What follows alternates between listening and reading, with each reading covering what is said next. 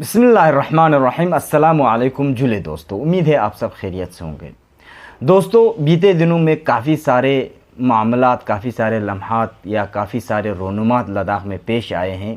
उनमें से एक बहुत ही बड़ा सानेहा अभी पिछले दिनों में ये ऐलान किया हमारे होम मिनिस्टर अमित शाह ने कि लद्दाख में बहुत सारी डिस्ट्रिक्ट्स जैसे कि नुब्रा में, ज़ांस्कार को, द्रास में, चंगथंग को और साथ ही साथ दूसरे जगहों पर भी काफ़ी इलाक़ों में डिस्ट्रिक्ट देने का ऐलान किया है। और साथ ही साथ बहुत ही बड़ा दुख का एक सानेहा भी पेश आया दोस्तों, जिसमें हमारे लद्दाख के मशहूर और मारूफ राइटर और हिस्टोरियन जनाब अब्दुल गनी शेख इंतकाल कर गए। हम उनके अहल खाना से, उनके लाहो यकीन के साथ और साथ ही साथ उनके दोस्त व अहबाब से ताज़ियत का इजहार करते हैं और उनको ताज़ियत पेश करते हैं। और साथ ही साथ एक और रोनमा पेश हुआ दोस्तों, जहां पर लेह में लैमडॉन स्कूल के बहुत सारे असातिज़ा एक शादी में जा रहे थे, तो एक बहुत ही एक नागवार वाक़या पेश आया। तो बहुत सारे असातिज़ाओं ने भी अपने जान खो दिए हैं, इंतकाल कर गए हैं इसी एक्सीडेंट के सबब। तो हम उनके लवाहक़ीन से भी, उनके अहल खाना से भी इजहार ताज़ियत पेश करते हैं। ये भी वाक़यान एक बहुत ही बड़ा दुख का वाक़या है, दुख का मुकाम है कि टीचर्स जो बोलते हैं, teachers are builders of the nation. तो जहाँ पे उस्तादों का इस तरह से इंतकाल होते हैं तो हमारे कौम के लिए, हमारे सोसाइटी के लिए एक बहुत ही बड़ा दुख का मुकाम है।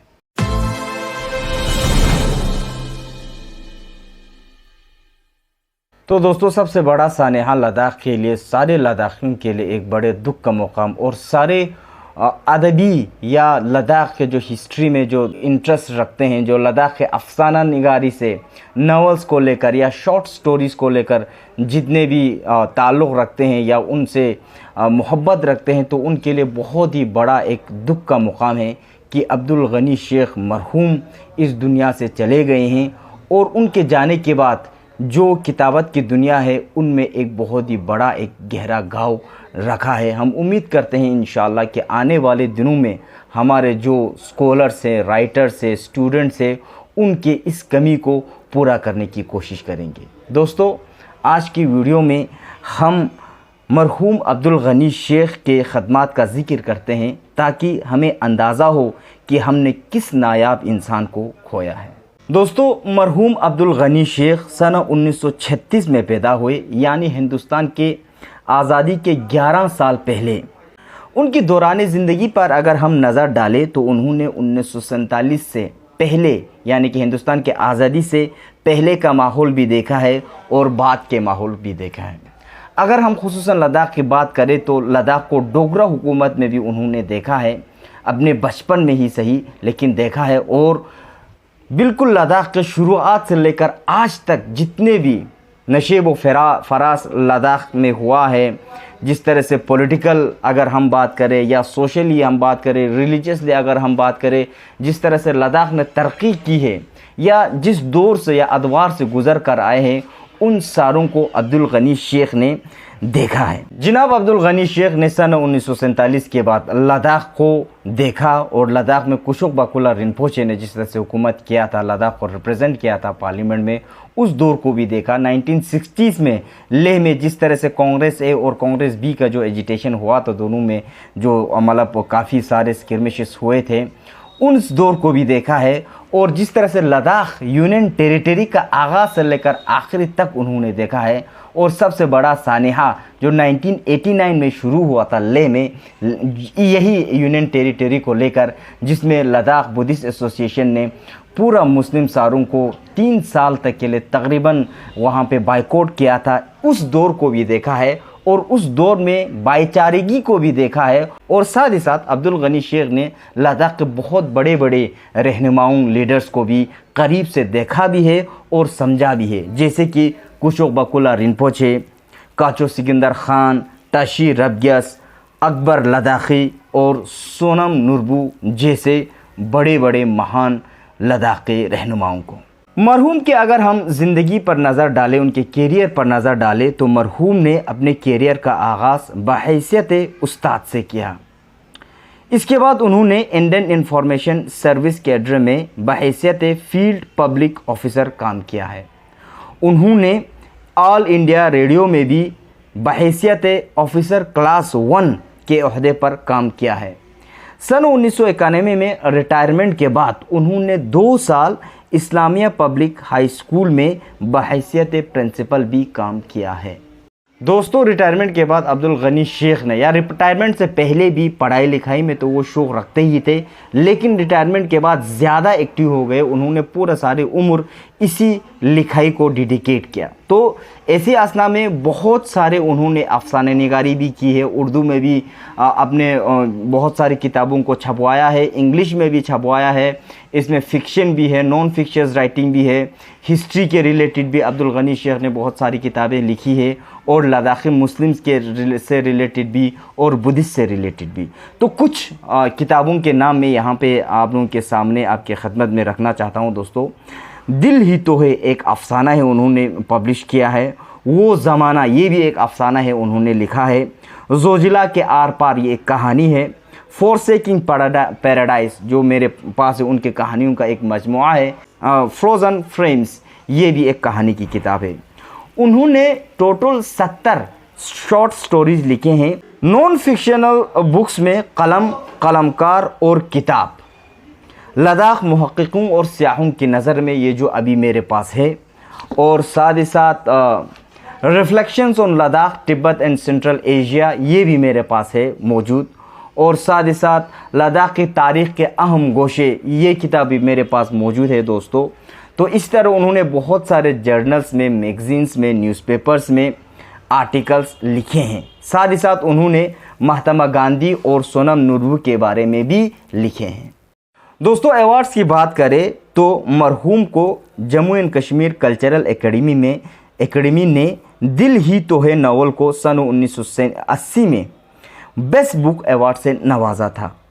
सन 2010 में किताब, यही जो reflections on Ladakh and central Asia है, इसको भी Jammu Kashmir academy of arts and language ने बेस्ट बुक इन इंग्लिश का खिताब दिया था और बेस्ट बुक इन इंग्लिश का अवार्ड दिया था। सन 2023 में नगीना इंटरनेशनल अवार्ड से भी नवाजा गया था। इसके साथ साथ उनको अपने मैन्युस्क्रिप्ट्स जैसे लद्दाख के शेर, किताबों की दुनिया और गांधी जी सेंटेनरी को भी अवार्ड मिले हैं। दोस्तों, सन 2022 में महाबोधि ले ने उनको महात्मा गांधी पीस अवार्ड से भी नवाजा है। दोस्तों, उन्होंने IALS यानी कि international association of Ladakh studies में बहुत सारे रिसर्च पेपर्स पब्लिश किए हैं। रिसर्च पेपर पब्लिश करने के साथ साथ ILS के जो हिंदुस्तान, दुनिया के मुख्तलिफ ममालिक में इनका कॉन्फ्रेंस होते हैं, उनमें भी शिरकत की है। हालिया दिनों में मोहतरम जॉन ब्रे ने मरहूम अब्दुल गनी शेख के लिए एक मैन्युस्क्रिप्ट लिखा है, उनकी याद में, मतलब लिखा है कि जिसमें उन्होंने ख़दमात, अब्दुल गनी शेख ने ILS को लेकर जितने भी ख़दमात अंजाम दिए हैं, उन्होंने एक बाकायदा बहुत ही अच्छे तरीके से एक पेपर की शक्ल में लोगों के सामने रखा है। अगर आप लोग उसको पढ़ना चाहते हैं तो ILS के वेबसाइट पर ये अवेलेबल है, आप लोग फ्री में पढ़ सकते हैं। और ILS एक ऐसा ज़ख़ीरा है दोस्तों, जहाँ पे लद्दाख की हिस्ट्री के बारे में या लद्दाख से रिलेटेड जितने भी रिसर्च आर्टिकल्स होते हैं, उन्होंने सारे अपने साइट पे अपलोड कर रखा है। आप लोग अगर लद्दाख के इस हिस्ट्री में या लद्दाख के किसी भी हिस्से में भी अगर आप दिलचस्पी रखते हो तो वहाँ पे जाके आप लोग डाउनलोड कर सकते हैं। दोस्तों, जब मैं मेरे रिसर्च के अवाइल दौर में था, तब मैं लेह चला गया था। मेरा एक बहुत ही करीब, एक बहुत ही मोहतरम उस्ताद है, उस्ताद देस्क्यों नमग्याल सर। उन्होंने मुझे अब्दुल गनी शेख से मिलवाया था। उन्होंने कॉल करके, जब अब्दुल गनी शेख से उन्होंने कहा कि एक ऐसा स्टूडेंट है करगिल से, इस तरह से रिसर्च करना चाहते हैं, आपसे मिलना चाहते हैं, तो उन्होंने फ़ौरन ही मुझे बुलाया। तो मैं उनके खिदमत में चला गया था। तो उन्होंने मुझसे पूछा कि किस पर रिसर्च करना चाहते हो। तो मैंने कहा सर, मैं ट्रेवलर्स पे रिसर्च करना चाहता हूँ कि जो ट्रेवलर्स हमारे लद्दाख आते हैं तो जिस तरह से हमारे लोगों को रिप्रेजेंट करके जाते हैं, हमारे लोगों को, हमारे कल्चर को या हमारे सकाफ़त को, तो मैं उस पर रिसर्च करना चाहता हूँ। तो वो बहुत खुश हुए और उन्होंने मुझे ये किताब गिफ्ट किया था, लद्दाख मुहक्किकों और सियाहों के नज़र में। बहुत ही खुशकिस्मती से जो मैं ढूंढ रहा था, जिस तरह से हिस्ट्री कितने जो बाहर के सियाह लद्दाख आए हैं और किस किस टाइप के लिखे हैं और कब कब जो आए थे लद्दाख में, उन्होंने बहुत ही खूबसूरत तरीके से ये ऑलरेडी शाया किया हुआ था। और उन्होंने साथ ही साथ एक मुझे यहाँ पे मुझे एक मैसेज भी दिया था। मैसेज भी मैं आप लोगों के सामने पढ़ना चाहता हूँ दोस्तों। मैसेज ये है, बरादरम तोहा की खिदमत में नजराना है, उम्मीद है इस किताब से आपके एमफिल का दर्जा हासिल करने में सहूलियत होगी। अब्दुल गनी शेख, मुसन्निफ़, 18 जून 2019, लेह लद्दाख। तो मैं बहुत ही शुक्रगुज़ार हूँ अब्दुल गनी शेख का, और खुदा के बारगाह में भी दुआगो हूँ कि उनको खुदा अपने सारे गुनाहों को माफ़ करे और उनको जन्नत में आला से आला मुकाम अता करे। दोस्तों, जिस कहानी का मैंने पहले ज़िक्र किया था, जिसको फोर्सिकिंग पैराडाइज में लिखा गया है, जिसको ट्रांसलेट किया है रवीना अग्रवाल ने, तो द विंड, जिसके बारे में मैं आप लोगों को बताना चाहता हूं दोस्तों, तो थोड़ा सा ब्रीफ में बताऊंगा। इस कहानी ने मुझे बहुत ज़्यादा मुतासिर किया है दोस्तों। कहानी शुरू इस तरह से होता है कि एक गांव होता है जिसमें दंगा फसाद हो रहा होता है। उसमें एक मुस्लिम घराना होता है। तो मुस्लिम घराने में मतलब माँ बाप, ये छोटे छोटे बच्चे होते हैं। तो एक बुद्धिस्ट आके, उनका ही साथी होता है, नेबरहुड में रहते हैं, हमसाया आके दरवाज़ा खटखटाता है। तो बोलता है कि भाई तुम ना आज रात को जितना हो सके अभी निकल के जाओ, अभी निकल के जाओ, कि मुझे लगा है, उठती उठती खबर मुझे आई है, किसी दूसरे टशी ने मुझे बोला है कि आज हमारे गांव पे इस तरह से हमला होने वाला है। तो इसीलिए बेहतर है कि तुम अकेला यहाँ पे मुसलमान हो, तो जितना हो सके, जल्दी हो सके, ये सारे बोरी बिस्तरा उठा के, जो भी उठा सको कीमती चीज़ें, वो लेके चलो। तो वो अब आदमी ना चाहते हुए भी अपने घर से, अपने गांव से निकल कर जाता है। थोड़ा सा मतलब लद्दाख की तो आपकी बात यह है, प्लेन नहीं होता है लद्दाख में, बहुत सारे मतलब ऐसे माउंटेन्स होते हैं। तो एक माउंटेन के पीछे जाके वो देखता है, तो जो ही वो माउंटेन्स चढ़ रहे होते हैं तो बहुत सारे लोगों को हुजूम आता है। मैं जल्दी बता रहा हूँ दोस्तों। हुजूम आता है, तो हुजूम आने के बाद वो टीली के पीछे छुप जाते हैं सारे। छुपने के बाद अब वो आके सारे मतलब नाराबाजी करता हुआ आता है। तो उसी के घर के आर पार सारा जमा होता है और नाराबाजी करता है। तो उसमें नाराबाजी के बीच में अब जो उनके दोस्त है, जैसे कि टशी है, सोनम है, या वंग्याल है, नूरबू है, या टुंडुप है, वो सारा भी आया होता है। तो वो देखता रहता है कि ये लोग करता क्या है। तो क्या करता है कि उसका जो मतलब ज़िंदगी भर जिनके साथ बिताया था, तो नमग्याल आके, मिसाल के तौर पर नमग्याल आके उनका ये गायें लेके जाता है। और उसी का ही एक पड़ोसी नूरबू आके, उनका बहुत ही बड़ा देख ऐसा होता है, तो वो लेके जाता है। इसी तरह से कीमती चीज़ें जो वो सारा मतलब जानता है, वो सारा लेके जाता है। तो वो दंग रह जाता है, देखो यार, आज तक मैं इनके साथ रह रहा था, इनको मैंने अपना फैमिली बनाया था, अपना दोस्त बनाया था, ये देखो आज मेरे साथ क्या करे, सबसे पहले आके ये सारा लूट के लेके जा रहा है। तो वो बहुत ही नाराज़ होकर बाद में क्या करते हैं कि उसी हुजूम ने जो शहर से आता है, तो उसके घर को भी जला देता है। तो वो बिल्कुल नाराज़ होके, मतलब गमगीन होके, बहुत ही ज़्यादा गमज़दा होके लेह चला जाता है। वहाँ पे एक रिफ्यूजी कैंप होता है। रिफ्यूजी कैंप में अपने बीवी बच्चों को रख के वो कुछ तरीके से गुजारा कर रहा होता है।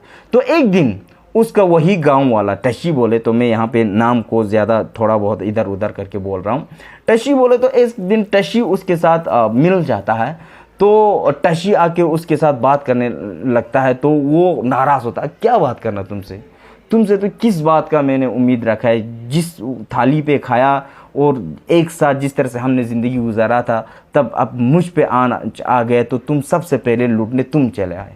तो आके बोलता है कि देखो यार, मैंने तुम्हारे गाय को संभाल के रखा है, और वंग्याल ने तुम्हारे इस पतीले को संभाल के रखा है, और दूसरों ने तुम्हारे इसको संभाल के, जितना हो सका हमने उसी मतलब लूटने की आड़ में हमने तुम्हारे घर से जितने भी कीमती चीज़ें थी हमने लेके रखा। अभी तुम्हारे गायें भी हमारे पास है, तुम्हारा जो सामान हमसे लाया था, जितने भी गांव वालों ने, हमारे हमसायों ने लाया था, वो सारे हमारे पास। वो गांव से, वो जो शहर से जो आए थे, हमने बहुत बार कोशिश की कि तुम्हारे घर को हम नहीं जलाने दें, लेकिन वो लोग बिल्कुल नहीं माने। आखिर घर को जला ही दिया। लेकिन जितने भी कीमती चीज़ें हैं सारे हमने रखा है, और साथ ही साथ तुम्हारे जितने भी मतलब जो खेत हैं, आप जो खेती बाड़ी है, वो सारा ऐसे ही रखा हुआ है, हम तुम्हारा ही वेट कर रहे हैं, तो बाद में आके तुम आ जाना, तो सारा तुम्हारा ही है।